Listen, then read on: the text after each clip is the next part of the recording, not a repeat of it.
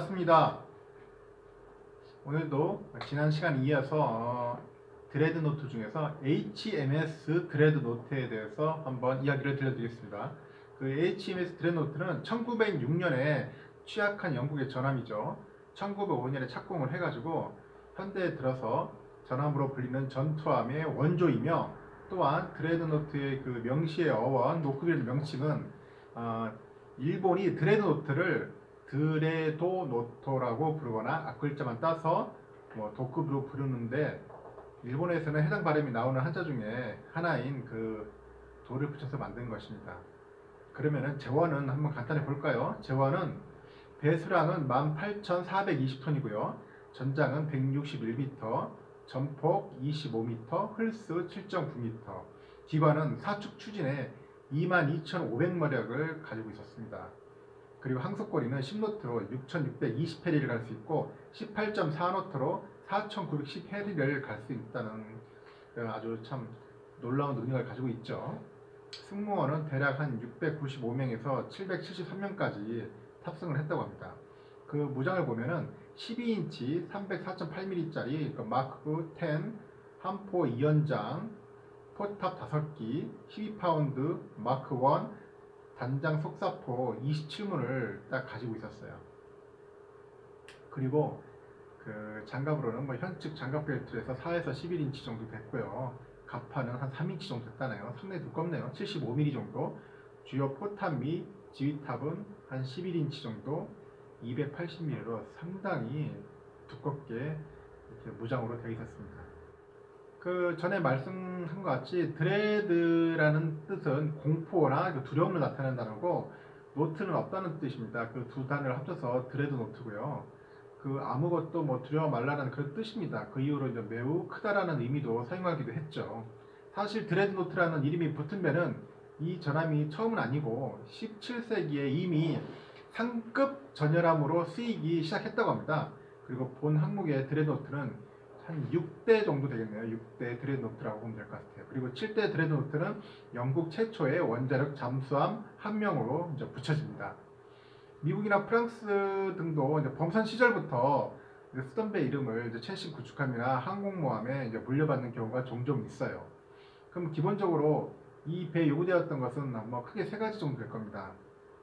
첫 번째, 그 화력 측면에서 볼 때 그 주포를 단일 구경으로 통일하고요. 최대한 많은 포분을 한 함정에서 탑재함으로써 동일한 탄도를 가진 그런 화포 그 다수를 동시에 같은 사격 지원으로 발포할 수 있고 일정한 탄착을 형성케 할 수 있어요.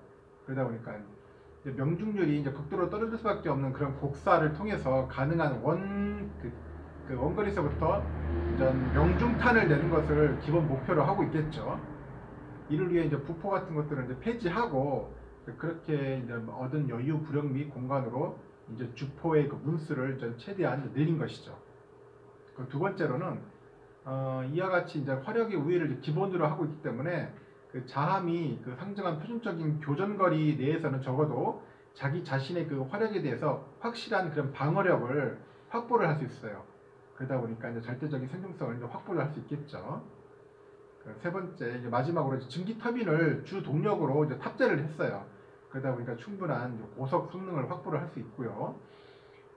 그러다 보니까 이제 속도도 한 21노트의 고속을 갈 수 있었던 거죠. 그 당시 때 엄청난 빠른 거죠. 이전 구형 전함 같은 경우에는 한 16에서 한 18노트에 비해서는 상당히 크게 우위였습니다. 하여튼간 상당히 성능으로 봤을 때나 스피드로 봤을 때는 상당히 그전에 비해서 상당히 우열한 위치에 있던 것은 확실하죠. 이 급의 이제 전함은 해군경 전에 말할 것 같은 피셔 제독의 이제 강력한 오퍼에 힘입어서 이제 실제로 건조된 겁니다.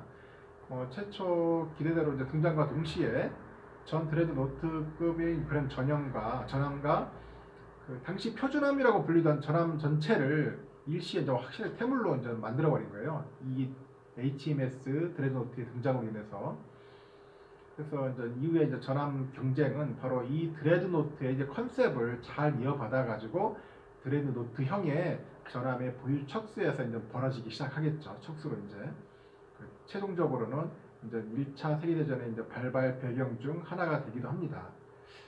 그러나 이제 정작 이 배 자체가 등장 후에 몇 년 만에 그 같은 컨셉에 훨씬 더 이제 거대하고 강력한 전함들이 줄줄줄 이제 등장을 합니다. 그러면 그러다 보니까 이제 HMS 드레드노트는 가치를 잃겠죠. 1차 세계대전에는 당시에 보통 2성급 함정이었어요. 이제 물론 이제 수온 자체는 많이 없지 않았지만은 1915년 한 3월 18일 정도? 18일이죠. 18일 독일 해군의 잠수함 유명하죠. U-29 그 들이받아 격침시키는 그런 수운을 올리기도 합니다. 이는 1차 세계대전에서 전함이 잠수함을 격침시킨 유일한 어떻게 보면 사례도 되죠. 이를 제외하고는 2차 세계대전 기간에 전 드레드노트형 전함만으로 구성된 제3 전함전대의 기함으로서 활동하였고 정전 후에 1919년대에는 이제 퇴역을 하게 됩니다. 이후에 이제 예비함으로 이제 돌려지고요. 1923년에 이제 완전히 해체가 돼요. 그리고 전함사의 한 획을 그은 그 기념비적인 중요한 전함 HMS 빅토리, 이제 유명한 배죠. 영구 현역까지는 아니더라도 기념으로 보존할 수 있었어요. 워싱턴 해군 군축 조약으로 해가지고 주력함 총톤수의 제약이 생기면서 이제 보존이 이제 불가능해지죠.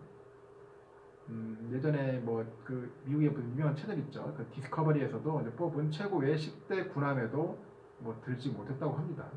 그 하나 추가해서 일본군 해군에 이제 공고급 순양전함이 있어요. 그 순양전함이 그 영국에서 제작된 것이기에 이제 슈퍼 드레드노트급으로 분류가 가능한데 하여튼간 그 공고급의 도입 이후에 일본 해군은 대부분 드레드노트급을 기초로 해서 전함을 이제 설계를 합니다.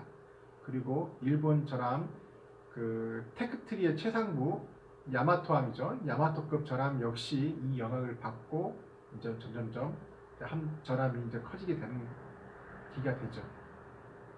물론 미국도 비슷하게 그렇게 이제 전함들이 이제 커지게 됩니다. 이상으로 HMS 드레드노트에 대해서는 간략히 설명을 마치겠습니다.